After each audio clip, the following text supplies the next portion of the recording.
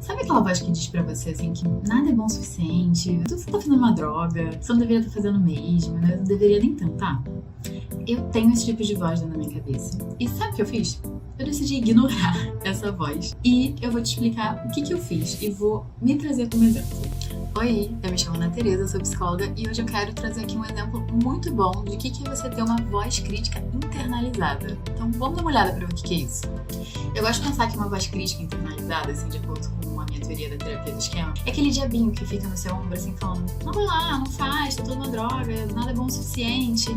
E aí você começa a moldar a sua vida, os seus comportamentos, começa a não fazer as coisas por conta dessa voz. Só que pensamentos, vozes dentro da nossa cabeça, né, o que a gente pensa sobre o mundo, não é um fato, não é uma realidade necessariamente. Os nossos pensamentos, eles não têm um comprometimento de serem reais necessariamente. Então, só porque a gente acha que a gente é ruim em alguma coisa, não quer dizer que a gente é de fato ruim em alguma coisa. E um exemplo da minha vida que estava acontecendo é que eu tenho um podcast chamado Mente Reflexiva e eu gravo conteúdos pra lá toda semana. Isso quer dizer que eu amo todos os meus episódios?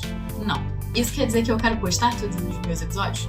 Também não. E aí eu tava ouvindo um episódio que foi um episódio assim que eu fiz um pouco mais teórico, assim, pra experimentar coisas novas, modelos novos. E aí eu gravei, eu tava me sentindo bem. Aí eu fui ouvir a edição depois que o meu editor deu uma olhada lá, foi tirando alguns cortes. E aí eu tava ouvindo o episódio e falei: não vou postar. Esse episódio tá muito científico, esse episódio tá com, sei lá, palavras mais difíceis, tá muito teórico, ninguém vai gostar, vai ser uma droga. Já viu a voz? Não poste, você vai passar vergonha fazendo isso. E aí eu tava com, assim, zero autoestima pra postar, só que ao mesmo tempo eu fiquei: posto, não posto, posto, não posto. Porque se eu não postar, eu tenho um espaço de tempo muito pequenininho, né, pra fazer as coisas. Então, se eu não postar, não vai ter episódio. Aí eu fiquei: não pode ter episódio, tem que ter episódio toda semana. Então eu resolvi postar. E, gente, foi um episódio que teve uma repercussão que eu não tava esperando. Pessoas que normalmente não comentam no meu episódio, pessoas que eu acho que normalmente não ouviam esse episódio, foram lá e comentaram, elogiando o episódio, falando que o episódio foi super explicativo, foi um dos melhores episódios sobre crise de ansiedade e sintomas de ansiedade que eles já tinham ouvido. Eu fiquei: imagina se eu não tivesse postado isso daqui.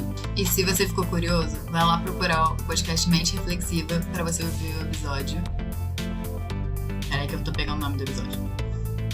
O episódio 28, que é Ansiedade no Corpo, por que esses sintomas acontecem. E também me conta aqui nos comentários se você já deixou de fazer alguma coisa por conta dessa crítica internalizada que você tem, e me segue pra mais conteúdos de psicologia.